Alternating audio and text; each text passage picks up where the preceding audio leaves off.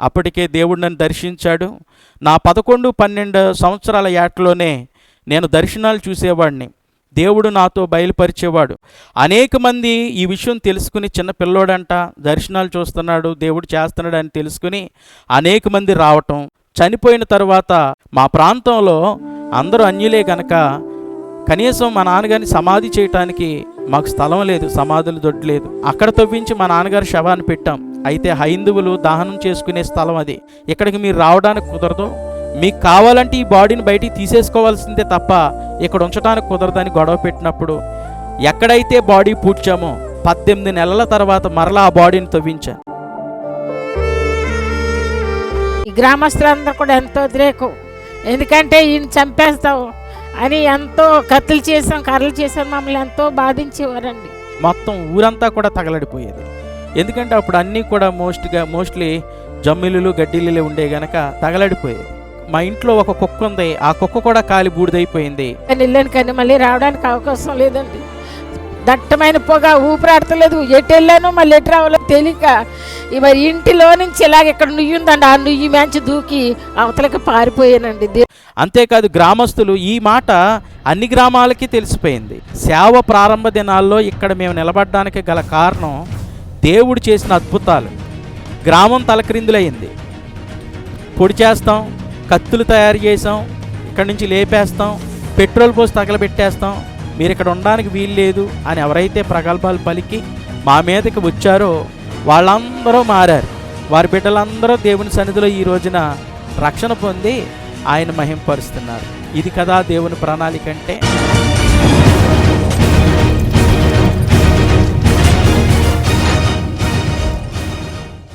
సర్వశక్తుడైన యేసయ్య నామమునకే మహిమ కలుగునుగాక. ఆమేన్. ప్రియ వీక్షకులైన మీ అందరికీ కూడా ప్రభువైన యేసుక్రీస్తు నామములో వందనాలు తెలియపరుస్తున్నాను. అలాగే ఇంత చక్కటి అవకాశం సాక్ష్యాన్ని పంచుకోవడానికి మాకు కల్పించిన సహోదరులు జోషి గారికి నా ప్రత్యేకమైన వందనాలు తెలియపరుస్తున్నాను. ప్రత్యేకముగా ఈరోజు మా యొక్క రక్షణ సాక్ష్యము, అలాగే సువార్త పనిలో మా తండ్రి గారి పట్ల దేవుడు చేసిన మేలులు వర్ణించడానికి దేవుడు మంచి అవకాశం మాకు కల్పించినందుకు వందనాలు తెలియపరుస్తున్నాను. నా పేరు బిషప్ జి డివైన్ జోసెఫ్. మా యొక్క మినిస్ట్రీ పరిచర్యలు జాయన్ ఫుల్ గాస్పల్ చర్చ్ మినిస్ట్రీసు, సియోను సంపూర్ణ స్వార్థ సంఘము మా నాన్నగారి చేత స్థాపించబడింది. పాలకొల్లు ప్రాంతం నుండి మా తండ్రి గారిని దేవుడు పిలుచుకుని అనాకొడేరు అనే మారుమూల ప్రాంతానికి సువార్త విషయంలో దేవుడు వారిని పిలుచుకోవడం జరిగింది.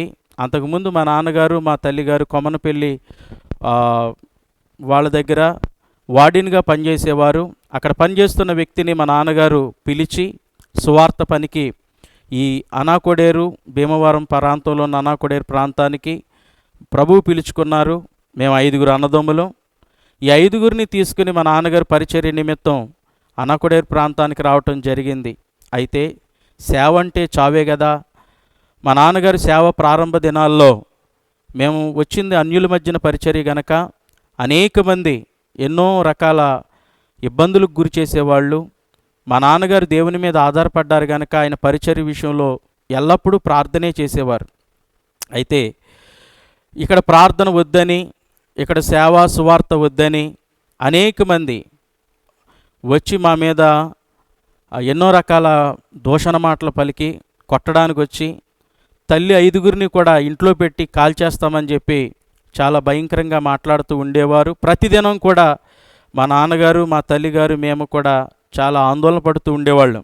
దేవుడు మా నాన్నగారిని ఈ ప్రాంతానికి ఆకర్షించినప్పుడు ఈ ఏరియా అంతా కూడా, ఈ ప్రాంతం అంతా కూడా దెయ్యాల చేత పీడించబడుతూ ఉండేది. అనేకమైన వారు దెయ్యాల చేత పీడించబడి మా సంఘంలో ఉన్నవాళ్ళు అనేకమైన ఇబ్బందుల చేత బాధపడుతూ ఉండేవాళ్ళు. ఏ స్థలమైతే మేము తీసుకున్నామో ఆ స్థలంలో దెయ్యం ఉందే, శక్తి ఉందని బట్టి భయపెట్టేవాళ్ళు. ఒకానొక రోజున ఒక విశ్వాసులోనికి నేరుగా ఏ దెయ్యమైతే ఉందో ఆ దెయ్యమే పట్టుకుని మా నాన్నగారు విడిపించడానికి కౌరు పెడితే అక్కడికి వెళ్ళి ప్రార్థన చేస్తూ ఉంటే ఆ అమ్మాయిలో నుండి ఆ శక్తి మాట్లాడుతుంది, ఇదిగో నువ్వేదైతే స్థలంలో ఉన్నావో ఆ స్థలం నాదే అని, ఆ స్థలంలో నువ్వు 2 అంతస్తులు బిల్డింగ్ కడతావని, అక్కడ గొప్ప సేవ చేయబోతున్నావని, ఇక్కడ మొత్తం కూడా ఈ గ్రామాన్ని అంతటిని మార్చేస్తావని ఒక దెయ్యం సాక్ష్యం చెప్పింది మా నాన్నగారు పరిచర్యలు ప్రారంభించినప్పుడు. ఇవంతా కూడా చాలా భయంకరంగా, అంటే మా ఇంటి దొడ్డు వెనకాలే ఎవరైనా అట్టుగా వెళ్ళటానికి సాహసం చేసేవారు కాదు, పగల కానీ నైట్ కానీ. ఎందుకంటే శక్తి తిరుగుతుంది అని వాళ్ళకి ఎంతోమంది కనబడేది. మేము ఇక్కడ పరిచర్య చేసినప్పుడు కూడా ఇది నా స్థలం మీరెందుకు వచ్చారని అనేకసార్లు అనేక మందిలో పట్టుకుని చెప్పడం జరిగింది. అయితే మా నాన్నగారు గద్దించి దాన్ని సూచన కూడా అడిగారు, నువ్వు వెళ్ళిపోతావా అని. వెళ్ళిపోతానని చెప్పింది.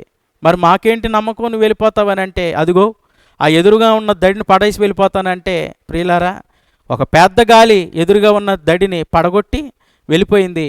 ఆమె స్వస్థత పొందింది. ఇలాంటి కార్యాలు మా సంఘంలో చనిపోయే వాళ్ళని బతికించారు. డాక్టర్లు డిక్లేర్ చేసేసి ఇంక నువ్వు చచ్చిపోతున్నావు అన్న వాళ్ళకి నా తల్లిదండ్రులు వెళ్ళి ప్రార్థన చేస్తే వాళ్ళని బ్రతికించుకున్నారు. సేవ ప్రారంభ దినాల్లో ఇక్కడ మేము నిలబడడానికి గల కారణం దేవుడు చేసిన అద్భుతాలు. భయంకరంగా క్రూరంగా ఉండేవారు మనుషులు, ఒకరినొకరు కొట్టుకుంటూ పొడుచుకుంటూ. అన్యులిచ్చిన సాక్ష్యం ఏంటంటే, పాస్టర్ గారు మీరు ఎప్పుడైతే ఈ స్థలానికి వచ్చారో వాక్యాలు బోధిస్తున్నారో గ్రామ పరిస్థితులు మారాయి, వారిలోకి ప్రేమ వచ్చిందండి. మూర్ఖంగా చదువు లేకుండా ఉండే వేళ్ళు నాగరికత నేర్చుకున్నారు, మాట్లాడడం నేర్చుకున్నారని సాక్ష్యం పలకడం జరిగింది. ప్రియులారా, అవును, ఎక్కడికైనా దేవుడు నడిపిస్తున్నాడంటే ఆ గ్రామంలో దేవుడు అద్భుతాలు చేయటం కోసమే నడిపిస్తారు. ఈ రోజున గ్రామం తలక్రిందులయ్యింది. పొడి చేస్తాం, కత్తులు తయారు చేసాం, ఇక్కడి నుంచి లేపేస్తాం, పెట్రోల్ పోసి తగలబెట్టేస్తాం, మీరు ఇక్కడ ఉండడానికి వీలు లేదు అని ఎవరైతే ప్రగల్భాలు పలికి మా మీదకి వచ్చారో వాళ్ళందరూ మారారు. వారి బిడ్డలందరూ దేవుని సన్నిధిలో ఈ రోజున రక్షణ పొంది ఆయన మహింపరుస్తున్నారు. ఇది కదా దేవుని ప్రణాళిక అంటే. దేవునికి మహిమ కలుగునుగాక. ఆమెన్. దేవుని పరిచర్యలో మా నాన్నగారు అనేకమైన సంఘాలు కట్టారు, మందిరాలు కట్టారు. ఒకానొకసారి మా బ్రాంచ్ చర్చి కట్టడం కోసం పునాది వేశారు ప్రార్థన చేసి. పునాది వేసిన తెల్లారి గట్ల మాది జమ్మిళ్ళు. అప్పుడు ఆ జమ్మిళ్ళు ఫైర్ యాక్సిడెంట్ అయ్యి కరెంట్ సర్క్యూట్ అయ్యి మొత్తం ఇల్లంతా తగలడిపోయింది. కట్టు వస్త్రాలతో బయటికి పరిగెత్తుకుంటూ వచ్చారు. గ్యాస్ బండ్లు ఉన్నాయి అక్కడ. మొత్తం కూడా ఒకవేళ గ్యాస్ బండ్ కనుక పేలిపోయి ఉంటే మొత్తం ఊరంతా కూడా తగలడిపోయేది. ఎందుకంటే అప్పుడు అన్నీ కూడా మోస్ట్లీ జమ్మిళ్ళు గడ్డిల్లులే ఉండే గనక తగలడిపోయేది. కానీ దేవుడు అది తగలబడకుండా మొత్తం మా ఇల్లంతా కాలిపోయింది. మా అమ్మ సాహసం చేసి ఆ బండను కట్టేయడం జరిగింది. కనీసం మా ఇంట్లో ఒక కుక్క ఉంది, ఆ కుక్క కూడా కాలి బూడిదైపోయింది. మనుషులకు మాత్రం ఏమీ హాని కలగకుండా దేవుడు ఆ పూట కాపాడాడు. అయితే అనేక మంది హైందువులు దేవుడంటే వ్యతిరేకులు వచ్చి అన్నారు, ఇది దేవుని చిత్తం కాదేమో, అందుకనే వాళ్ళు అక్కడ పునాది వేశారు, ఇక్కడ ఇల్లు తగలడిపోయిందని. మా నాన్నగారు చాలా దుఃఖపడ్డారు. ఎందుకంటే కట్టు వస్త్రాలతో బయటకు వచ్చేసాం కదా. వీళ్ళు ఉపయోగించుకున్న వస్త్రాలు బియ్యం పట్టుకొచ్చి దానం కింద ఇస్తూ ఉంటే మా నాన్నగారు కన్నీరు గార్చి, ఏంటి ప్రభువా ఇదని మందిరంలోకి వెళ్ళి ప్రార్థన చేస్తే దేవుడు ఒకటే మాట్లాడాడు, నా కుమారుడా, ఇంకా అదే గుడిసెలో ఉందామనుకుంటున్నావా, అదే ఇంట్లో ఉందామనుకుంటున్నావా, నేను నీకు ఒక ఇల్లు ఇవ్వబోతున్నానని దేవుడు మాట్లాడితే, ప్రభువా నా జోబులో రూపాయి లేదు, నేను ఎలా ఇల్లు కట్టగలను, మందిరానికి పునాది వేశాను, అది కట్టకపోతే నీ నామానికి అవమానం కదా అంటే దేవుడు చెప్తున్నాడు, నువ్వు కడితే అవ్వదు, అది నేను కడుతున్నాను. నా ఇల్లు నువ్వు కట్టు, నీ ఇల్లు నేను కడతాను, నీ ఇల్లు పూర్తయ్యేటప్పటికి నా ఇల్లు పూర్తి చేసుకుంటానని ప్రభు వాగ్దానం చేశాడు. వాస్తవం ప్రియులారా, మా నాన్నగారి దగ్గర కట్టడానికి కానీ ఏది చేయడానికి కూడా చిల్లుగా అవ్వలేదు. ఇది అసాధ్యం, కానీ దేవుడికి సాధ్యం కదా. మందిరం పూర్తయ్యేటప్పటికి 6 నెలల్లో 20 లక్షల రూపాయల బిల్డింగు దేవుడు మా నాన్నగారికి కట్టి పెట్టాడు. దేవునికి మహిమ కలుగునుగాక. అది ఎలా వచ్చిందో ఎలా కట్టారో కూడా ఆశ్చర్యమే. మేము బైబిల్ కాలేజీలో ఉన్నప్పుడు మా నాన్నగారు ఒక్కొక్క సాక్ష్యము చాలా గొప్పది. దేవుడు అంతటి గొప్ప కార్యాలు చేశాడు. నమ్మదగినవాడు, ఆయన మన చేయి విడవడు. మా నాన్నగారు అంటూ ఉండేవారు, మమ్మల్ని ఎక్కడికి తీసుకెళ్తలేదు, మనకెవరో చుట్టాలు లేరా, బంధువులు లేరా అంటే మా నాన్నగారు ఒక్కటే మాట అనేవారు, ఒరే మనకున్న ఏకైక బంధువు యేసయ్యా, మనం అందరినీ వదిలొచ్చాం, దేవుడు ఇక్కడ పిలుచుకున్నాడు, ఈ విశ్వాసులే మన బంధువులు, దేవుడే మన బంధువు, ఆయనే మన తల్లి మన తండ్రి, ఆయనతోనే గడపాలి, అంతేగాని మీరు సెలవులకు ఇక్కడికి వెళ్తానంటే కుదరదని మా నాన్నగారు ఎక్కడికి పంపించేవారు కాదు. అయితే వాగ్దానం చేసిన దేవుడు నమ్మదగినవాడు గనక మా నాన్నగారు ఎప్పుడూ కూడా విశ్వాసంతో ప్రార్థన చేసేవారు. ఎక్కువగా ప్రార్థనలో గడిపేవారు. రాత్రంతా ప్రార్థన చేసేవాళ్ళు. అలా మెలకువగా కుర్చీలో కూర్చుని ప్రార్థిస్తూ ఉండేవారు. ప్రభువా, నువ్వు వాగ్దానం చేశావు, నమ్మదగిన వాడని ఎంతో విశ్వాసంతో ప్రార్థన చేస్తూ ఉండేవారు. ఆ దినాలలో ఇంచుమించుగా ఒక 10-15 మంది యేసు ప్రభు సువార్తను అంగీకరించి స్త్రీలు మాత్రమే దేవుణ్ణి నమ్ముకుంటే, మా గ్రామస్తులందరూ కూడా దాన్ని వ్యతిరేకించి మా మధ్య నువ్వు అక్కర్లేదని చెప్పి ఇంచుమించుగా కలెక్టర్ గారికి, అప్పటి కాలంలో ఉన్న సీఎం గారికి లెటర్లు పెట్టడం జరిగింది. అలాగే మా లోకల్గా ఉన్న పోలీస్ స్టేషన్లో కూడా కంప్లైంట్లు ఇవ్వడం జరిగింది. స్త్రీలను వారిని ఫోటోలు తీసి ఎక్కడెక్కడికో పంపిస్తున్నారని మా సంఘానికి వస్తున్న స్త్రీలు దైవజనుల్ని కోరటం జరిగింది. అయ్యా, మీరు ఇలాగే ఉంటే ఏ రోజైనా సరే మిమ్మల్ని చంపేసేలాగా ఉన్నారు కనుక పోలీస్ స్టేషన్కి వెళ్ళి ఆశ్రయిద్దామన్నారు. కానీ మన తండ్రి గారు దానికి నిరాకరించారు.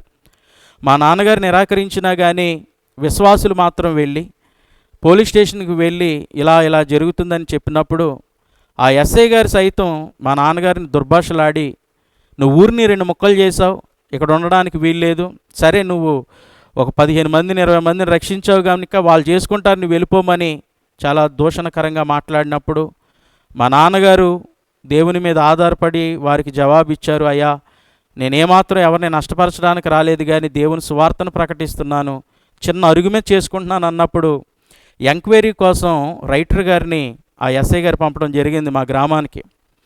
ఆ రైటర్ గారు కూడాను, నీకు వ్యతిరేకంగా ఉన్న మనుషులు మంచివాళ్ళు కాదు, నీకెందుకు ఈ కష్టాలు, నువ్వు వెళ్ళిపోమని ఆయన సలహా ఇచ్చి మా ఇంటికి వచ్చి ఎంక్వైరీ చేయడానికి వచ్చినప్పుడు, నువ్వు ఎక్కడి నుంచి వచ్చావు ఏంటి అని ఎంక్వైరీలు అడిగితే, నేను పలానా పాలకొల దగ్గర ఉన్న గుమ్ములూరు దగ్గర నుంచి వచ్చానని మా నాన్నగారు చెప్పినప్పుడు, గుమ్ములూరులో ఎక్కడా అని కనుక్కుని పలానా అని చెప్పినప్పుడు, నేను పలానా సంబంధించిన వ్యక్తిని అని చెప్పి దేవుడు చేసిన నిజంగా కార్యం. ఆ రోజే మా నాన్నగారిని ఇక్కడికి ఎంక్వైరీ చేసి మమ్మల్ని అందరినీ కూడా ఇక్కడి నుంచి పంపేద్దామనే ఆలోచన వాళ్ళు కలిగి ఉన్నారు. కానీ దేవుడు నమ్మదగిన వాడు కనుక ఆ రైటర్ గారిలోనూ ప్రవేశించి నాన్నగారికి ఎవరైతే పరిచయం ఉన్నారో స్నేహితుడు, ఆ స్నేహితుడినే పంపించారు. ఇంతకీ వాళ్ళు మొక్క పరిచయాలు ఉన్న వ్యక్తులు, ఒకే ప్రాంతం నుండి ఉన్నవాళ్ళు, నాది కూడా గుమ్ములూరే, ఇక నేను చూసుకుంటానని చెప్పి ఆ పోలీస్ స్టేషన్కి వెళ్ళి, ఇతడు చాలా మంచివాడు, ఈ పాస్టర్ గారు చాలా దీనుడని చెప్పి నాన్నగారి విషయంలో ఆయన మంచి సాక్ష్యం చెప్పినప్పుడు ఎస్ఐ గారు ఎవరైతే మాకు వ్యతిరేకంగా అక్కడ కేసులు పెట్టి వ్యతిరేకంగా ఉన్నారో వాళ్ళందరితో కూడా విట్నెస్ సంతకాలు పెట్టించుకుని ఇంకెన్నడూ వీళ్ళ జోలికి పోమని చెప్పి సాక్ష్యం పెట్టించుకోవడం జరిగింది. ప్రియులారా, ఒక్క మాట, దేవుని సేవలో నాన్నగారు ప్రారంభించినప్పుడు 5 పిల్లలతో మా అమ్మ మా నాన్నగారు ఎన్నో బాధలు ప్రసవ వేదనలు పడేవారు. ఎందుకనంటే మా నాన్నగారు కేవలం సేవ మీద ఆధారపడ్డారు, వేరే పని ఏది చేసేవారు కాదు. 5 పిల్లల్ని పెంచడం పోషించడం అంటే చాలా కష్టతరం ఆ రోజుల్లో. కాబట్టి కనీసం తినటానికి కూడా భోజనానికి ఏమి ఉండేది కాదు. నా స్వతహాగా మా గ్రామంలో బియ్యం ఏదైనా ఒక గిన్నె పట్టుకుని వెళ్ళి మా అమ్మ బియ్యం అప్పుమ్మంది అని చెప్పి ఇంటింటికి వెళ్ళి అడిగేవాడిని నేను. వాళ్ళు అనేవారు, ఆల్రెడీ మీ అమ్మగారికి కుంచుడు బియ్యం ఇచ్చాం, అడ్డుడు బియ్యం ఇచ్చాం, ఇక మా దగ్గర లేవని చెప్పేవాళ్ళు. నేను నిరాశతో చిన్న వయసులోనే నా హృదయం చాలా గాయపడుతూ ఉండేది. నేను చాలా బాధపడుతూ ఉండేవాడిని. మా నాన్నగారే కనుక పని చేసుకుంటే మాకు ఈ బాధ వచ్చేది కాదు కదా అనే విధానంలో నేను ఉండేవాడిని. కానీ మా నాన్నగారు మాత్రం ఎంతసేపు ప్రార్థన. ఒకవేళ మాకు భోజనం లేదు అంటే గనక మా తండ్రి గారు ఇలా అనేవారు, ఒరే వాళ్ళ ఉపవాస ప్రార్థన మనకి, కాబట్టి మీరు అందరూ గదిలోకి వెళ్ళి ప్రార్థన చేయండి అని చెప్పేవారు. మేము ఆకలి బాధతో చిన్న వయసులో గదిలోకి వెళ్ళి దేవుని సన్నిధిలో మొరపెట్టేవాళ్ళం, ప్రభువా మాకు ఆహారం ఇవ్వవా అని అడిగేవాళ్ళం. ఇంకా కఠినమైన పరిస్థితి ఏంటంటే వారానికి వచ్చే కానుకలతో మా అమ్మ చికెన్ కూడా తేలేని పరిస్థితి, కోడిగుడ్ని 4 ముక్కలు చేసి పిల్లలైన మాకు పెట్టేది. అంతేకాదు, మమ్మల్ని పస్తులుంచడం ఇష్టం లేక మా నాన్నగారు అన్నం లేకపోయినా మా పక్కనే ఉన్న కాలువలో గాలం వేసి చేపలు పట్టుకుని ఉప్పు కారాలు వేసి వండుకుని తినే తృప్తి చెందిన రోజులు మాకు చాలా తెలుసు. అంతేకాదు, మా నాన్నగారి ఎదుట కనీసం గెంజి కూడా తీసుకోవడానికి, ఏదైనా మధ్యాహ్నకాల సమయంలో తాగాలంటే మా అమ్మ అన్నం వండుతున్నప్పుడు మేము 5 పిల్లలం కూడా గ్లాసులు పట్టుకెళ్ళి, అమ్మ కొంచెం గెంజేయవా తాగుతామని అంటే కనీసం గెంజి కూడా తీసుకునే పరిస్థితి ఉండేది కాదు. ఆ గెంజిలో కొన్ని అన్నం మెతుకులు వస్తే అన్నం ఎక్కడ మరలా సాయంత్రం సరిపోదే అని ఆ పరిస్థితులు అలాంటివి గనక మా నాన్నగారు కఠినంగా వ్యవహరించేవారు, తీసుకొని ఇచ్చేవారు కాదు. మా నాన్నగారు లేనప్పుడు మా అమ్మ చాటుగా కొద్దిగా పోసి మమ్మల్ని తృప్తిపరిచేది. ఇవన్నీ విషయాలు ఎందుకు చెప్తున్నానంటే ప్రియులారా, అంత కఠినమైన పరిస్థితుల్లో కూడా మా తల్లిదండ్రులు పిలిచిన దేవుడు నమ్మదగిన వాడు అని సేవకు కట్టుబడి ఉన్నారు. ఎన్నో మార్లు పరిస్థితులు కఠినంగా మారిపోయినప్పుడు మా తండ్రి గారు ఇక్కడ వదిలేసి వెళ్ళిపోదాం అనుకున్నారు. అయినా దేవుడు మాత్రం ఒకటే ఆయనకి వాగ్దానం చేశారు, మాట్లాడేవారు ఆయనతో. నా కుమారుడా, నేను నీ కాళ్ళు కట్టేశాను, ఇక్కడ నువ్వెక్కడికి వెళ్ళగలవు, ఇదే స్థలంలో నేను నిన్ను దీవించబోతున్నాను అని దేవుడు వాగ్దానం చేశారు. మరలా ఆ మాట చేత దేవుని సన్నిధిలో ధైర్యం తెచ్చుకునేవారు మా నాన్నగారు. చాలా పరిచర్య ఆ రోజుల్లో చాలా కష్టపడి సేవ చేస్తూ ఉండేవారు. ఎవరినైనా ఇంటికి పిలవాలంటే నా స్నేహితులు ఇంటికి వస్తే నేను చాలా బాధపడిపోయేవాడిని. ఎందుకంటే మా ఇంటి పరిసర పరిస్థితులు అలా ఉండేవి. పైనుంచి వర్షం కురుస్తూ ఉంటే మా అమ్మ కోడి పిల్లల్ని ఎలాగైతే ఒక మూలకి చేరుస్తుందో అలాగే మా అమ్మ మా 5గురిని కూడా ఒక మూలకి చేర్చి రాత్రంతా అలాగా మెలకువగా ఉండి చూచేవాళ్ళం. తినడానికి భోజనం లేదు, ఉండడానికి ఇల్లు లేదు, కనీస వసతులు కూడా మాకు లేవు, చదువుకోవడానికి కూడా దుర్భరమైన పరిస్థితులు, అవకాశాలు లేవు.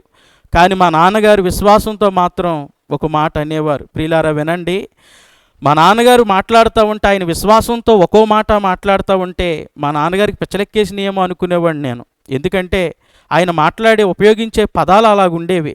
ఆయన అనేవారు, కనీసం గెంజిపోయడానికి గెంజి తాగడానికి కూడా అవకాశాలు లేని రోజుల్లో మా నాన్నగారు మమ్మల్ని ఇలా ధైర్యపరిచేవారు. ఒరే బాబు, ప్రార్థన చేయండి, దేవుడు మనకి రాజులు తినే భోజనం అనేవారు మా నాన్నగారు. వెంటనే నేను మనసులో అనుకునేవాడిని, మా నాన్నగారికి పిచ్చపట్టింది, కనీసం ఇప్పుడు తాగడానికి గెంజి లేదు కదా అని నేను అనుకునేవాడిని. కనీసం త్రొక్కడానికి సైకిల్ ఉండేది కాదు, బయటికి వెళ్ళటానికి మా నాన్నగారికి కూడా సైకిల్ ఉండేది కాదు.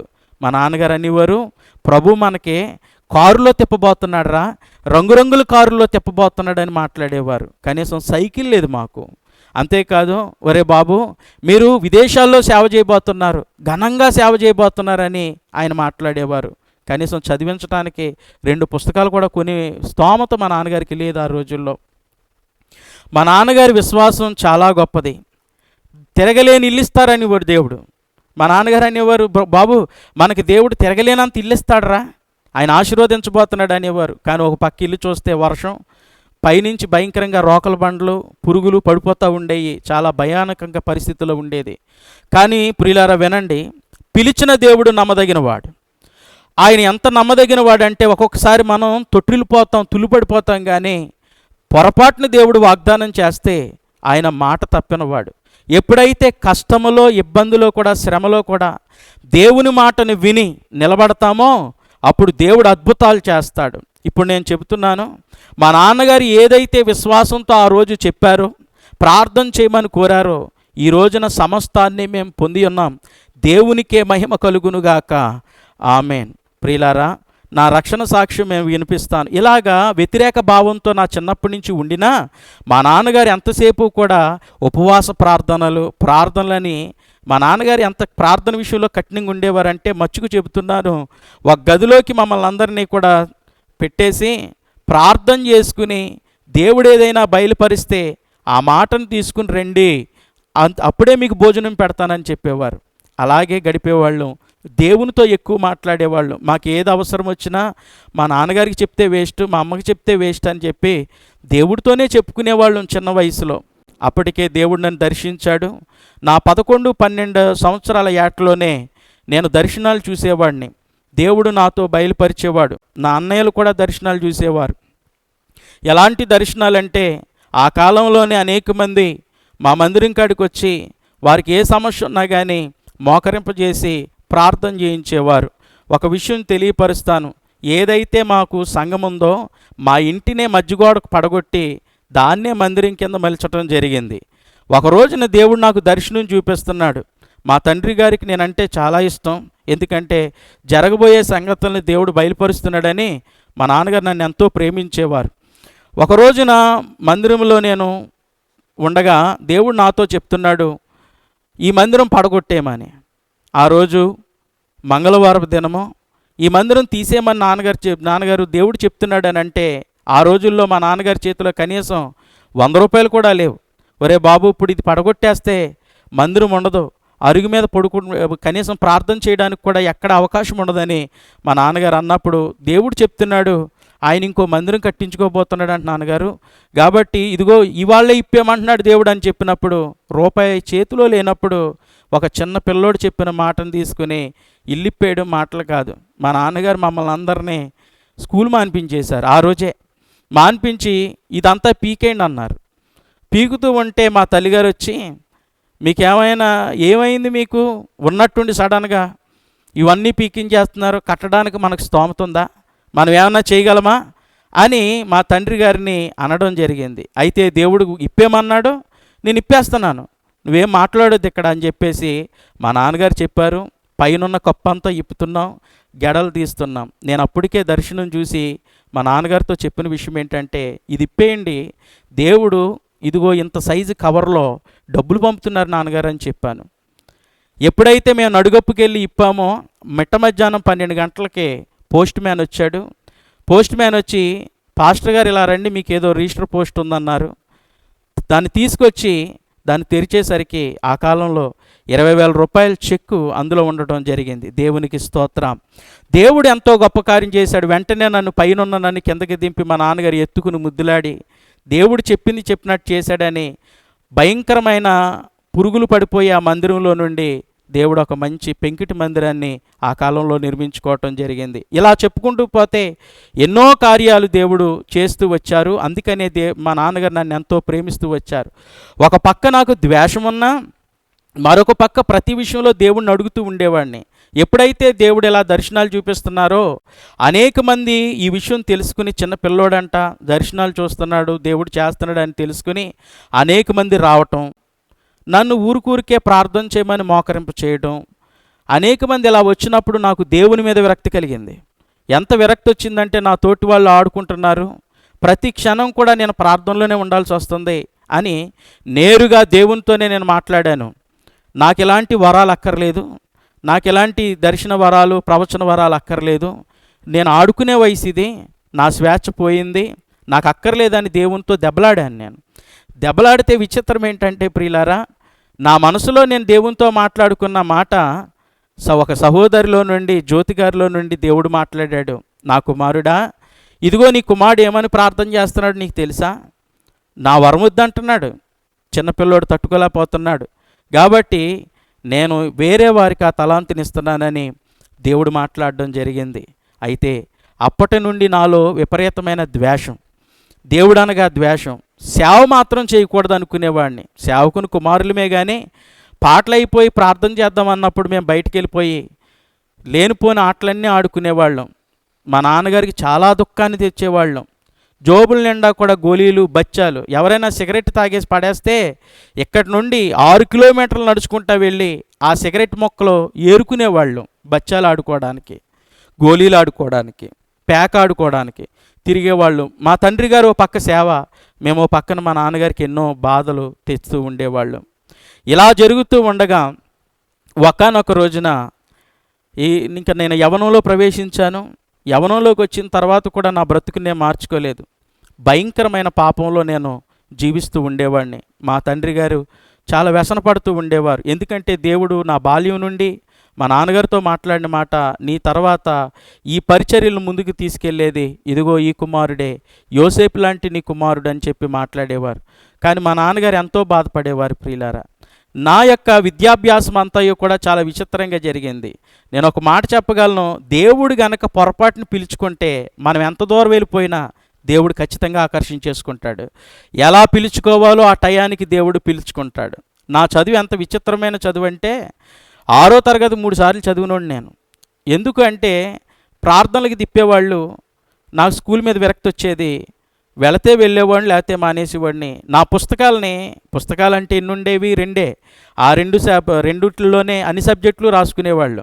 ఆ పుస్తకాలు తీసుకెళ్ళి ఎక్కడో స్కూల్కి వెళ్తున్నానని చెప్పి ఒక గడ్డిమేటు ఉండేది నాకు, ఆ గడ్డిమేట్లో ఆ పుస్తకాలు పెట్టేసి ఊరంతా అలా తిరిగి వచ్చి మరలా మధ్యాహ్నం భోజనం టయానికి వచ్చేవాడిని. మా అమ్మ పసిగట్టి విపరీతంగా నన్ను కొట్టేది. మా నాన్నగారు మాత్రం నన్ను ఏమనేవారు కాదు. కారణం, దేవునాత్మ కలిగిన వాడు దేవుని పనిలో వాడబడుతున్నాడని నన్ను గారాబం చేసేవాళ్ళు. ఇలాంటి విద్య నాది. 6వ తరగతి 3 సార్లు చదివానికి దాటతలేదని 7వ తరగతిలో కాన్వెంట్లో వేశారు. నాతో పాటు చదివేవాళ్ళు, వాళ్ళతో మానేసేవాడిని, మళ్ళీ వాళ్ళ తమ్ముడోళ్ళతో చదివేవాడిని, వాళ్ళతో మానేసేవాడిని, వాళ్ళ తమ్ముడోళ్ళతో చదివేవాడిని. అలా జరిగింది నా విద్యాభ్యాసం. కానీ దేవుడేమని వాగ్దానం చేశాడు? నన్ను బలంగా వాడుకుంటానని చెప్పాడు.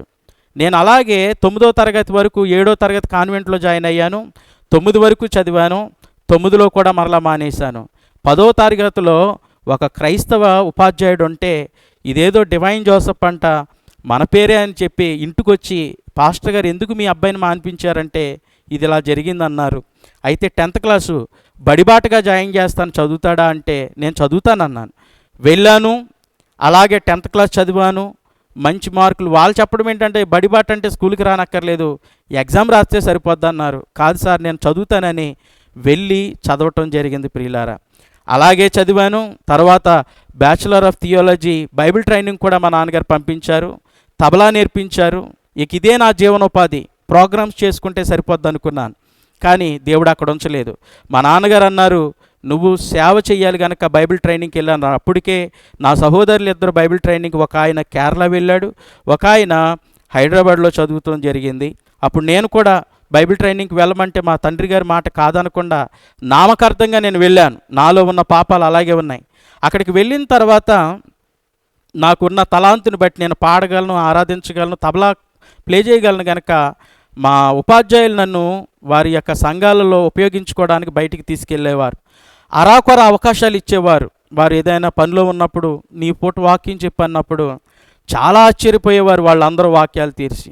నేను వాక్యం చెప్తా ఉంటే వాళ్ళు ఆశ్చర్యపోయి ఐఫోన్లో రికార్డులు చేసుకుని నైట్ పూట వాళ్ళు ఆ వాక్యాలు వారి తలంపాలు అక్కడ పెట్టుకుని మేము వింటున్నామని చెప్పినప్పుడు నాలో గర్వం వచ్చింది. నేను చాలా ఆశ్చర్యపోయాను. ఎందుకంటే ఏనాడు బైబిల్ చదివినోడిని కాదు నేను. బైబిల్ ట్రైనింగ్ అవుతున్నాను కానీ బైబిల్ చదవలేదు. అక్కడ నామకార్థంగా అక్కడ టైంపాస్ చేస్తున్నాను. కానీ దేవుడు నాతో ఎలా మాట్లాడాడో చెప్తున్నాను వినండి.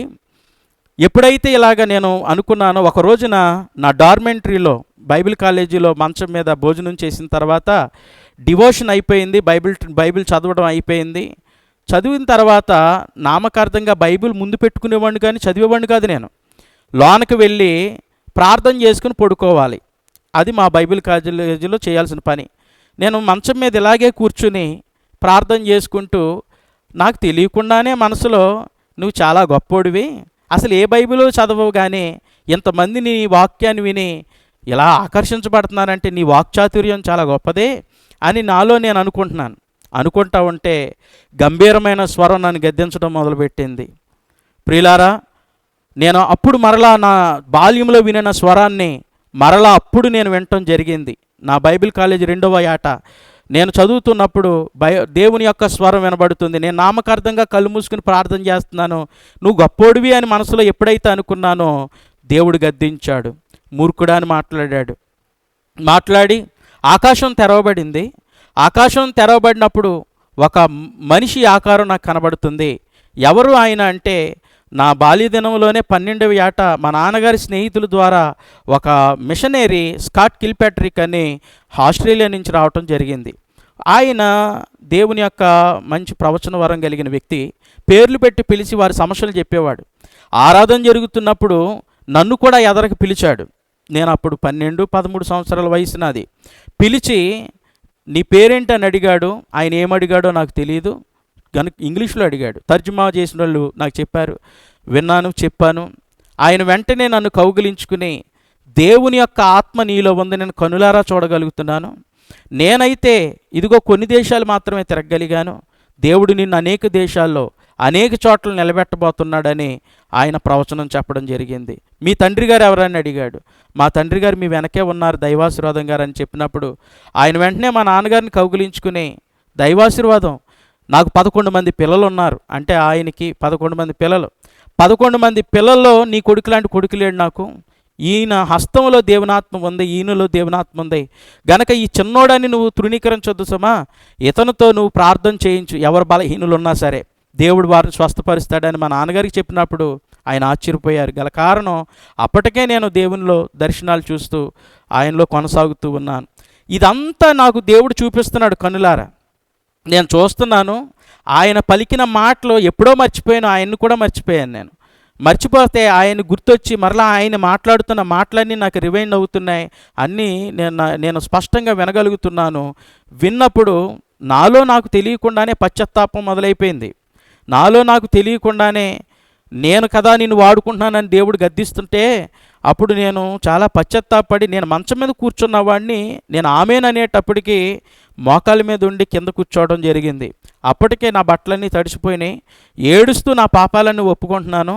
ప్రభువా, నా జీవితం నీ చేతిలో పెట్టకముందే నువ్వు నన్ను ఎంత వాడుకుంటున్నావు కదా, ఇదిగో ఇప్పుడు నా జీవితం నీ చేతిలో పెడుతున్నాను, నన్ను వాడుకుంటావా అని దేవునితో ఒక మాట వడంబడిక చేశాను.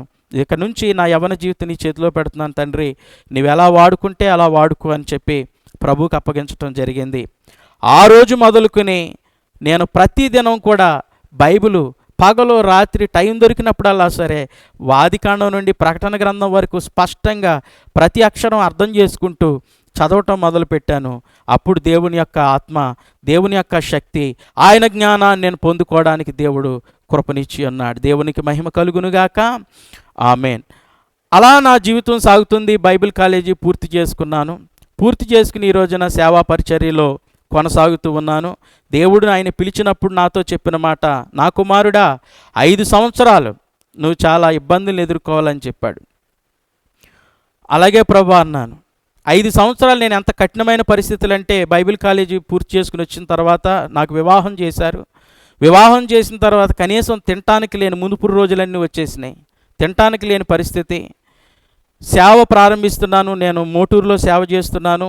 ఇక్కడ నాన్నగారి సహకారంగా ఉంటున్నాను. కనీసం తినటానికి కూడా భోజనం లేని పరిస్థితి.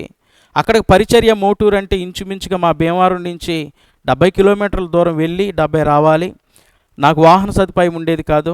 ఒక రోజున మోటూరు నుంచి నేను తిరిగి వస్తున్నప్పుడు ట్రైన్లో ప్రయాణం చేస్తుంటే నా భార్య ప్రెగ్నెన్సీతో ఉంది. ట్రైను ట్రాక్ మీద నిలబడి ఉంది. మేము చాలా దగ్గర కిలోమీటర్న్నర దూరంలో ఉన్నాం. నా భార్య నేను పరుగులు తీసుకుంటూ త్వరగా వెళ్ళి ఆ ట్రైన్ అట్టుకోకపోతే మరలా సాయంత్రం 7 గంటల వరకు ఏ ట్రైన్ ఉండదని పరిగెడుతుంటే ప్రెగ్నెంట్తో ఉన్న నా భార్య ఎదురుగా పడిపోయింది. పడిపోయినప్పుడు తన గర్భానికి దెబ్బ తగిలింది. నొప్పి అని ఏడుస్తుంటే ఆ నొప్పితో ఉన్న ఆమెనే ట్రైన్ తప్పిపోతుందని బలవంతంగా నేను ఆమెని నడిపించుకుంటూ ట్రైన్ని పట్టుకోవడం కోసం పరుగులు తీసుకుంటూ వచ్చాను. ట్రైన్ అంటే ఎక్కాను కానీ నేను చాలా రోధించాను. ప్రభా, నీ సేవ చేస్తున్నాను, తినడానికి తిండి లేదు, పరిచర్య చేద్దామంటే వసతులు లేవు అని ప్రార్థన చేసినప్పుడు దేవుడు నన్ను బలపరిచాడు. నా కుమారుడా, నేను నిన్ను దీవిస్తానని మాట్లాడాడు. అన్నట్టే ఈ రోజున దేవుడు కారులో అక్కడికి పరిచర్యకి నన్ను తీసుకెళ్తున్నాడు. గొప్ప గురించి చెప్పట్లేదు. నా తండ్రి గారు, నా తల్లిగారు చేసిన ప్రార్థనలు, దేవుడు వారికి ఇచ్చిన వాగ్దానం బట్టి ఈ రోజున అద్భుతమైన పరిచర్యలు చేయటానికి దేవుడు కృపనిచ్చాడు. ఎవరైతే మమ్మల్ని చంపడానికి వచ్చారో, ఎవరైతే ఈ ఊళ్ళో ఉండడానికి వీల్లేదని చెప్పారో ప్రియులారా, వాళ్ళందరూ కూడా మా మందిరంలోకి వచ్చి దేవుణ్ణి ఆరాధిస్తున్నారంటే ఇది కేవలం దేవుని కృప అయి ఉన్నది. దేవునికే మహిమ కలుగునుగాక. ఆమేన్. ప్రతి సంవత్సరం కూడా అనేక మంది బాప్తిస్మం పొందుతున్నారు. అనేక మంది దేవుని తెలుసుకుంటున్నారు, దేవుని నామాన్ని అంగీకరించారు. నా బాల్యం నుండి కూడా అనేక మార్లు మరణం నన్ను వెంబడించింది. చాలాసార్లు నేను చనిపోవాలి. ఒకప్పుడు నేను ఆడుకుంటూ ఉంటే కావాలనే ఒక పెద్ద వ్యక్తి నన్ను నీళ్ళలోకి గెంటేస్తే చనిపోవలసిన వాడిని స్పృహ కోల్పోయిన తర్వాత నన్ను బయటికి లాగారు. ఒక రోజున మా నాయనమ్మ నన్ను తన ఊరు తీసుకెళ్ళటానికి ఒక రిక్షాలో కూర్చోబెట్టి ఇక్కడే ఉండు, నేను వస్తానని అన్నది. ఆ రిక్షావాడు నన్ను అపహరించాలని తన రిక్షాలో తీసుకుపోతూ ఉన్నాడు. నేను బోరుని ఏడుస్తూ ఉన్నాను మా నాయనమ్మ కావాలని. మరి ఎలా కొంత దూరం వెళ్ళిపోయిన తర్వాత ఎలా చూసిందో మా నాయనమ్మ మరలా వచ్చి ఆ రిక్షావాడిని నిలదీసి పట్టుకుని మరలా నన్ను జాగ్రత్తగా తీసుకురావటం జరిగింది. అలాగే ఒక రోజున నా చిన్ననాటి సమయంలో ఆడుతూ మా అమ్మగారు ఒక ఇంటికి వెళితే ఆమె చూసుకోలేదు. ఆమె వెనకాలే నేను పరిగెత్తుకుంటూ వచ్చేసాను. రోడ్డుకి అడ్డంగా పడిపోయాను. ఒక చిన్న లారీ వచ్చి అతి స్పీడ్గా వచ్చి సడన్ బ్రేక్ కొట్టి నా తల వెంట్రుకల దాకా వచ్చింది టైరు, కానీ నా తల ఎక్కలేకపోయింది. నేనేం చెప్పాలనుకుంటున్నానంటే, దేవుడు ఎంత అద్భుతమైన కార్యాలు చేయగలిగినోడంటే, మనం కాదనుకున్నా, మనం వద్దనుకున్నా దేవుడు ఏర్పాటు చేసుకుంటే, ఆయన ప్రణాళికలో మనం ఉంటే అనేకసార్లు కాపాడుతాడు, రక్షిస్తాడు. ఆయన పరిచర్యలో నిలబెడతాడు. ఈ రోజున ఇంతటి గొప్ప పరిచర్య జరుగుతుందంటే కేవలము దేవునికి మహిమ అని నేను చెబుతూ ఉన్నాను. అంతేకాదు మా తండ్రి గారు ఇక్కడ 32 సంవత్సరాలు పరిచర్య చేశారు. నేను పాలు తాగుతున్నప్పుడు ఇక్కడ పరిచర్య చేయడానికి అనాకొడేరు ప్రాంతానికి రావటం జరిగింది. అయితే ఇన్ని సంవత్సరాలుగా మా నాన్నగారు అనేకమైన ఆత్మలు సంపాదించారు, మందిరాలు కట్టారు. 5 సంఘాలు, సియోను సంపూర్ణ సువార్త సంఘం అనే బ్యానర్ కింద 5 సంఘాలను స్థాపించారు. కరోనా టైంలో సెకండ్ వేవ్లో 2021 మే నెల 1వ తారీఖున మా నాన్నగారు ప్రభునందు నిద్రించడం జరిగింది. ఆయన చనిపోయిన తర్వాత ఎవరి బాడీని కూడా ఆ టైంలో ఇంటికి ఎవరికి ఇవ్వలేదు. వాళ్ళు కేవలం 3 స్థానాలు చెప్పారు. కాల్చమంటే కాలుస్తాం, పూడ్చమంటే పూడుస్తాం. అన్ని శవాలతో కలిసి కుప్పగా కాల్చేసేవారు, పూడ్చేవారండి. ఆ టైంలో మా నాన్నగారు ఇంత పరిచర్య చేశారు, ఆయన అలా పడవేయడం మంచిది కాదని చెప్పి నేను ఆ వైద్యుని సంప్రదించి ఏదో ఒకలాగా దేవుని కృపను బట్టి అక్కడి నుంచి ఆ బాడీ తీసుకురావటం జరిగింది. కానీ తీసుకొచ్చాం, కానీ మా ప్రాంతంలో అందరూ అన్యులే గనక కనీసం మా నాన్నగారిని సమాధి చేయటానికి మాకు స్థలం లేదు, సమాధులు దొడ్లేదు. మా నాన్నగారిని తీసుకొచ్చి ఇంచుమించుగా 2 గంటల సేపు అంబులెన్స్లో తీసుకొచ్చాను. పూడ్చడానికి కూడా అక్కడి నుంచే మనుషులు తీసుకొచ్చాను. 2 గంటల సేపు రోడ్డు పక్కనే పెట్టుకున్నాం. మా లూథరన్ చర్చ్ వాళ్ళు అప్పటి వరకు కూడా మీకు అడ్డేముంది పాస్టర్ గారు, మీ సంఘంలో ఎవరు చనిపోయినా మా స్థలంలో పెట్టుకొని అన్నవారు మా నాన్నగారు చనిపోతేనే స్థలం ఇవ్వలేదు. మా ప్రెసిడెంట్ గారు ఎంతో రిక్వెస్ట్ చేశారు, ఈయన పెద్ద పాస్టర్ గారు కదా, ఈయనకి ఇవ్వాలి మీరు అని అన్నప్పుడు కుదరదన్నారు. కుదరదంటే ఇంకొక స్థలం చూపించి ఇది అసలమేనా, ఇక్కడ పెట్టుకోండి, ఈ స్థలం మీకు ఇస్తానన్నారు ప్రెసిడెంట్ గారు అని ఒక చోట తవ్విస్తే ఆ స్థలం కలిగిన వ్యక్తి, దాని అపోజిట్లో ఉన్న స్థలం కలిగిన వ్యక్తి, ఇక్కడ మీరు పూడిస్తే నా స్థలం వాల్యూ పోద్దని చెప్పి తీసిన గొయ్యే మళ్ళీ పూడిపించాడు. ఇక్కడ కాదని ఇంకో చోట తవ్వించి మా నాన్నగారు శవాన్ని పెట్టాం. అయితే హైందువులు దహనం చేసుకునే స్థలం అది. అక్కడికి వాళ్ళందరూ కూడా గుమిగూడి ఇక్కడ ఏదీ చేయడానికి వీల్లేదని చెప్పి సమాధి అంటే చేశాం, కానీ మీరెవరో కూడా ఇక్కడ సమాధి కట్టడానికి, గోళం కట్టడానికి కుదరదు, ఇక్కడికి మీరు రావడానికి కుదరదు, మీకు కావాలంటే ఈ బాడీని బయటికి తీసేసుకోవాల్సిందే తప్ప ఇక్కడ ఉంచడానికి కుదరదని గొడవ పెట్టినప్పుడు నేను ఎంతోమంది పెద్దలను కలిసినా కానీ ఉపకారం లేకుండా పోయింది. ఒకటే ప్రసంగి గ్రంథము 6వ అధ్యాయం 3వ వచనంలో రాయబడింది, ఒకడు 100 మంది పిల్లలను కానీ దీర్ఘాయుష్మంతుడై చిరకాలం జీవించినను సుఖానుభవం అనుభవించకుండా మరణించిన సరైన విధంగా సమాధి చేయబడని ఎడల వాని గతి కంటే పిండముగా పడిపోయిన వాని గతి మేలు అని రాయబడి ఉంది అక్కడ. అవును, ఆ వాక్యం నాకు గుర్తొచ్చింది. ఇంత సేవ చేసి 5 మంది పిల్లలను కని అనేకమైన ఆత్మీయ బిడ్డలను కనిన ఈయన కేవలం ఇలా అనాథగా వదిలేయడం కుదరదని చెప్పి ప్రభు నాకు మాట్లాడితే, నా కుమారుడా నువ్వు నడుం బిగించు, నేను చేసుకునేది చేస్తానంటే మొదట నేను నడుం బిగించి సంఘంను పిలుపునిచ్చాను, మనకు ఖచ్చితంగా స్థలం కావాలని. సేవకులకి నేను చెప్తున్న మాట ఏంటి అని అంటే, మనం ఉండడానికి ఇల్లు లేదనుకోండి, అద్దింట్లోకి వెళ్ళి ఉండొచ్చు బ్రతకడానికి, కానీ చనిపోయిన తర్వాత పూడ్చడానికి గనక స్థలం లేకపోతే ఎక్కడ పూడుస్తారు? ఆ బాధ నేను అనుభవించాను. 18 నెలలు ఎక్కడైతే పెట్టామో అక్కడ గోళం కట్టకుండా అక్కడ నుంచి తీసేయాలని గ్రామస్తులు మా మీద ఒత్తిడి చేశారు. ఒక స్థలం 15 సెంట్ల స్థలం, కానీ మా దగ్గర చిల్లుగా అవ్వలేదు, కొనడానికి అవకాశం లేదు. అలాంటి పరిస్థితుల్లో మా నాన్నగారికి ఏమైనా సరే స్థలం తీసుకోవాలని నడుం బిగించినప్పుడు ఇంచుమించుగా 11 లక్షలు పెట్టి ఒక స్థలం 15 సెంట్ల స్థలం కొనడమే కాదు, దాన్ని పూడ్చి ఎక్కడైతే బాడీ పూడ్చామో 18 నెలల తర్వాత మరలా ఆ బాడీని తవ్వించి ఆ బాడీని తీసి మేము ఏదైతే స్థలం కొన్నామో ఆ స్థలంలో మరలా కొత్త పెట్టి రప్పించి మా నాన్నగారి బాడీని దాంట్లో పెట్టడం జరిగింది. పెట్టడమే కాదు, 1,50,000 ఎట్టి గ్రానైట్ రాయితో మంచి సమాధి కట్టించి, ఎందుకు కట్టించానంటే గొప్ప కోసం కాదు ప్రియులారా, అది మన్నైనది వెనుకటికి మన్నైపోద్ది. ఈ విషయం నేను ఎందుకు చెప్తున్నానంటే, ఒక గొప్ప దైవజనుడిని ఎంత చిన్నగా చూశారంటే, మనం గనులం, గొప్పవాళ్ళం, దేవుడు పిలుచుకున్నాడు. ఆయన సమాధిని చూసినప్పుడు అనేక మందికి మేలుకొలుపు కావాలని ఆ పని చేయటం జరిగింది. ఈ రోజున అదే స్థలాన్ని చూచి అనేక మంది ఆశ్చర్యపోతారు.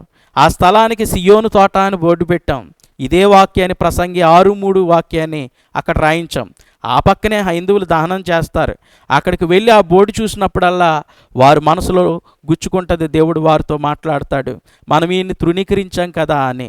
ఈ రోజున ఏ లూథరన్ చర్చ్ వాళ్ళు అయితే తృణీకరించారో వాళ్ళు కూడా నాలుకలు ఖర్చుకొని మనం తప్పు చేశామనుకున్నారు. అంతేకాదు గ్రామస్తులు, ఈ మాట అన్ని గ్రామాలకి తెలిసిపోయింది. తెలిసిపోవడమే కాదు, మా నాన్నగారు ఒక మార్గం తెరిచారు, అనేక మంది సమాధి చేసుకోవడానికి ఒక స్థలం ఏర్పాటు చేశారు. ఇప్పుడు సేవకులు, మా చుట్టుపక్కల ఉన్న సేవకులు కూడా మేలుకు వచ్చింది. అనేక మంది మా దగ్గరకు వచ్చి, ఆత్మీయ తండ్రి నాన్నగారు ఒక మార్గం చూపించారు, సమాధికి స్థలం లేకపోతే ఎంత భయంకరంగా ఉంటుందని మేము కూడా తెలుసుకున్నాం, ఇప్పుడు మేము కూడా స్థలాలు కొనడానికి ప్రేరేపించబడ్డామని నా దగ్గరకు వచ్చి సాక్ష్యాలు చెప్తున్నారు. దేవునికి మహిమ కలుగునుగాక. ప్రియులారా, మీతో నేను చెబుతున్నాను, మీరందరూ కూడా దేవుడు గనక పిలుచుకుంటే ఆయన పిలుపు గొప్పది. ఆయన పిలుచుకుంటే ఎన్నికలేని వారిని గొప్పవారుగా, గనులుగా చేస్తాడు. ఎప్పుడైతే నమ్మకంగా సేవ చేస్తామో అప్పుడు దేవుడు నమ్మకమైన కార్యాలు చేస్తారు. మా నాన్నగారికి దేవుడు ఏదైతే వాగ్దానం చేశాడో ఆ వాగ్దానాలని దేవుడు నెరవేర్చాడు. ఇక నా జీవితంలో దేవుని సేవ మాత్రం చేయకూడదు అనుకున్నాను. ఈ రోజున మా పరిచర్యల మీద దేవుడు నాయకుడిగా నిలబెట్టి అనేక మంది సేవకులను ప్రోత్సహించడానికి దేవుడు బలపరిచాడు.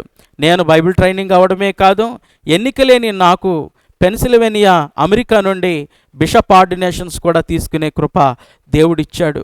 నేను మాత్రం సేవకుని అవ్వకూడదు అనుకున్నాను, కానీ దేవుడు ఈ రోజున బలముగా దేవుని పరిచర్యలో వాడుకుంటున్నాడు. సేవకులైన వారు ఎంత కష్టపడతారో సంగమా, విశ్వాసులారా, వీక్షకులారా, మీరందరూ ఆలకించండి. ఒక సేవకుడు ప్రసవ వేదన పడతాడు సంఘం కోసం, ఎన్నో బాధలు పడి, ఎన్నో కష్టాలకు వచ్చి, తిని తినక, సరైన వస్త్రం కట్టుకోక, బిడ్డలను పోషించుకోలేక, దేవుడు పిలిచాడని నడుం బిగించి కొన్ని ఆత్మలను రక్షించడం కోసం నిలబడి సువార్త ప్రకటిస్తారు. సంఘము ఖచ్చితంగా సేవకుని యొక్క కష్టాన్ని గుర్తించాలి అని నేను కోరుతూ ఉన్నాను. సంఘం ఎప్పుడైనా సరే సేవకుడు ఇంత ప్రయాసపడుతున్నాడు మా ఆత్మీయ తండ్రి అని తెలుసుకోవాలని కోరుచున్నాను.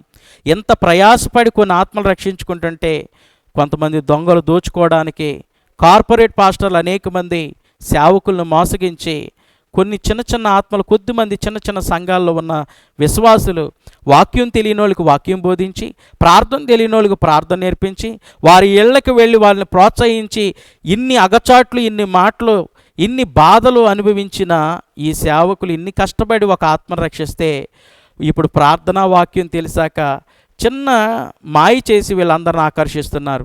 అది తప్పని నేను హెచ్చరిస్తున్నాను. సంఘములో ఉన్న బిడ్డలందరినీ కూడా నీ కోసం ప్రసవేదన పడి నిన్ను రక్షించిన సేవకుడిని ఎప్పుడూ కూడా మీరు గుర్తించాలని కోరుతూ ఉన్నాను. ప్రియులారా, ఈ విషయాలు తెలుసుకోండి. ఇంత చక్కగా దేవుడు మీతో మాట్లాడాడు గనక ఆయన సేవలో, ఆయన పరిచర్యలో మీరు ఇంకనూ కూడా నమ్మకంగా కొనసాగండి. సేవకులైన వారు మీరు పిలిచిన పిలుపుకు లోబడి ఉంటే ఎంతైనా దేవుడు దీవిస్తాడని మీకు నేను తెలియపరుస్తున్నాను. దేవుని కృపను బట్టి ఆయన సేవలో ఈ రోజున దేవుడు ఆయన ఏదైతే వాగ్దానం చేశాడో అవన్నీ నెరవేర్చుకుంటూ మమ్మల్ని ముందుకు నడిపించాడు గనక వీక్షించిన మీ అందరూ కూడా ప్రభునామంలో బలము పొందాలని ప్రభుపేట మీకు తెలియపరుస్తూ మీ అందరికీ వందనాలు తెలియపరుస్తున్నాను. Praise the lord. ప్రభునామ స్తోత్రాలు. ఇక్కడ చేరిన వారికి అందరికీ వందనాలు. జోసే గారికి కూడా వందనాలు. ఎందుకంటే దేవుడు ఇంత మంచి సమయాన్ని మాకు అనుగ్రహించున్నాడు. దేవుడు మా జీవితంలో చేసిన మేలులు, ఆయన సేవలో మేము పడుచున్న మరి కష్టాలు, ఆయన చేసిన మేళ్ళన్నీ కూడా మీ ముందు పంచుకుంటానికి దేవుడు మంచి సమయాన్ని ఇచ్చాడు. మాది పాలకొల దగ్గర గుమ్ములూరు అండి. ఆ గుమ్ములూరులోనే నేను, నా భర్త, అలాగే నా 5 బిడ్డలు జీవించుచుండగా దేవుడు మాతో మాట్లాడాడు. నా కుమారుడా, నేను పెద్ద ప్రవక్తగా వాడుకుంటాను, నా సేవ చేయాలని ఆయన మాట ఇచ్చాడు. ఆ మాట తీసుకుని మా స్వజనులందరినీ విడిచిపెట్టుకుని ఈ అనాకోడేరు గ్రామం మేము వచ్చామండి. 5 బిడ్డలు, చిన్న బిడ్డలను తీసుకుని వచ్చాను. 5 బిడ్డలు తీసుకుని వచ్చిన తర్వాత ఇక్కడ సంఘం లేదు, ఏమీ లేదు. కాదంటే మా అత్తయ్య గారు వచ్చి ఇక్కడ సేవ చేసేవారు. ఒక ఆయనకి బాగోపోతే ఆయనకు ప్రార్థన చేసినప్పుడు, మరి ఆయన స్వస్థపడినప్పుడు ఇక్కడ సంఘం ఉందమ్మా, మీరు సంఘం కాడికి రమ్మని యలమందూరు నుంచి మమ్మల్ని ఇక్కడ తీసుకురావడం జరిగిందండి. ఆ తీసుకొచ్చిన నాటి నుంచి కూడా దేవుడు మమ్మల్ని మరి ఎంతగానో ఒక ఇంట్లో అద్దెకుండి, మన విశ్వాస ఇంట్లోనే అద్దెకుండి సేవ చేస్తూ ఉండగా మరి ఎన్నో కష్టాలు. ఎందుకంటే మాకు ఏమీ లేదు. ఒక సంస్థలో మేము పనిచేసేవాడు 250 రూపాయలు జీతం ఇచ్చేవారండి. అయితే కాలినడక నడిచి మరి కొమరాడ, యలమదూరు, అనాకోడేరులో మేము సేవ చేస్తూ ఉండేవారు. రాత్రులు మరి నడుచుకుంటా ఎలందూరు కాడవ పడవ దాటి అవతలకి వెళ్ళి ఆరాధన చేసుకుంటూ ఉండేవాళ్ళు. తర్వాత ఒక సైకిల్కి ఇచ్చాడు దేవుడు. ఆ సైకిల్ మీద మరి నా లాస్ట్ కొడుకు పాలు తాగుతుడు, ఆ బిడ్డనేసుకుని కాళ్ళు నడకని అలాగే సేవ చేసుకుంటూ ఉండేవాళ్ళు. కానీ తినడానికి అన్నం లేక ఎన్నో బాధలు పడి మరి నేను ఆ చిన్న బిడ్డలను విడిచి ఊడికి కోతకి వెళ్ళేదాన్ని అందరితోనండి. ఆదివారం శుక్రవారమే పని మానేసిందని, మిగతా రోజులు విశ్వాస బిడ్డలతో కలిసి పనికి వెళ్ళేదని. నా భర్త అయితే ఇంటి దగ్గర ఉండి ఎక్కువగా ప్రార్థనే, దేవుడిస్తాడు, నువ్వు లోక సంబంధమైన పనులు వద్దంటే మనం బ్రతకాలి కాబట్టి అని నేను అలాగే మా విశ్వాసులతో కలిసి పనికి వెళ్ళేదానండి. అలా ఉంటూ కూడా చిన్న చిన్న బిడ్డలు చదివించుకోలేని స్థితి, వస్త్రాలు లేక బాధపడుతూ ఉండడానికి ఇల్లు లేక విశ్వాసులు అరుగుల మీద ఆరాధన చేసుకోవడం అప్పుడు మాకు స్థలం లేదండి. అలా ఉండగా తర్వాత మిషనరీలు ఈ స్థలాన్ని మాకు కొనిపెట్టడానికి చూసినప్పుడు ఈ గ్రామం అంతా ఒకటయ్యి ఇక్కడ కొనడానికి వీలు లేదు, మాలోళ్ళు మా మధ్య కొనడానికి వీలు లేదని మా మీద ఎంతో వ్యతిరేకత చూపించారండి. వ్యతిరేకత చూపించినప్పుడు 3 సార్లు మరి మేము 3 రోజులు పోలీస్ స్టేషన్కి వెళ్ళడం జరిగింది. ఆ పోలీస్ స్టేషన్లో దేవుడు మాకు విజయం అనుగ్రహించాడు.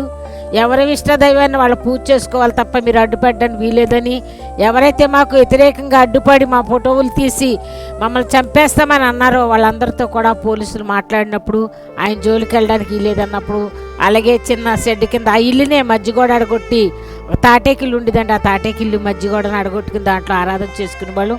అంతకుముందు ఆలాల అరుగుల మీద ఆరాధన చేసేవాళ్ళు. ఎప్పుడైతే ఈ స్థలం తీసుకున్నామో ఈ స్థలం కాడ అరుగు మీద ఆరాధన చేసుకు వర్షం వచ్చినప్పుడేమో గదిలో ఆరాధన చేసుకుంటూ ఉండేవాళ్ళం అండి. అలా ఉండగా మరి గ్రామస్తులందరూ కూడా ఎంతో వ్యతిరేకం, ఎందుకంటే ఈయన చంపేస్తాం అని ఎంతో కర్రలు చేసాం మమ్మల్ని ఎంతో బాధించేవారండి. మేము బిడ్డలు విడిచి మేము రాత్రులు కొమరాడ ఎలందూరు ప్రార్థనకి వెళ్ళేవాళ్ళం. 5 బిడ్డలు ఇక్కడే ఈ గుడిసెలోనే పడుకోబెట్టేసి వెళ్ళిపోయేవాళ్ళం. దేవా నువ్వే మాకు ఆధారం, మాకు ఎవరూ లేరని. ఎందుకంటే మేము సేవకు వచ్చిన తర్వాత మా సోదరులు కానీ బంధువుల దగ్గరికి మేము ఎవరి దగ్గరికి వెళ్ళలేదండి. ఈ 33 సంవత్సరాలు కూడా దేవునితోనే మేము గడిపాం. అయితే దేవుడు వాగ్దానం చేశాడు, నా భర్త ఈ బిడ్డలో మా మాట వింటలేదని లోకంలో జీవిస్తున్నారని. ఎంతో బాధపడినప్పుడు ప్రభా ఎందుకు బిడ్డలు ఇచ్చావు, 5 కొడుకులు ఇచ్చావు, కానీ నీ సందులో కూర్చుంటలేదు, నేను ఆరాధించట్లేదు అన్నప్పుడు మరి దేవుడు ప్రవచనం, నీ బిడ్డలు విదేశాల్లో వాడుకుంటాను, నా పని కొరకు వాడుకుంటానని దేవుడు వాగ్దానం చేసేవాడు.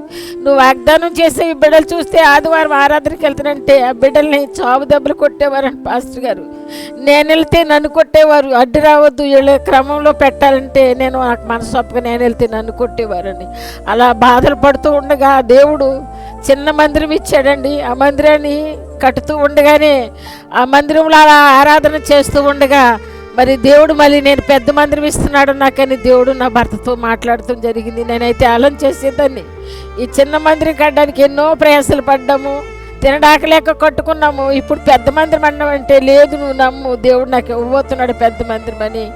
మరి దేవుని వాగ్దానమే ఆయన పట్టి ప్రార్థన చేసుకునేవారు. అలాగే ఇది ఇంత పెద్ద మందిరం ఇచ్చాడండి.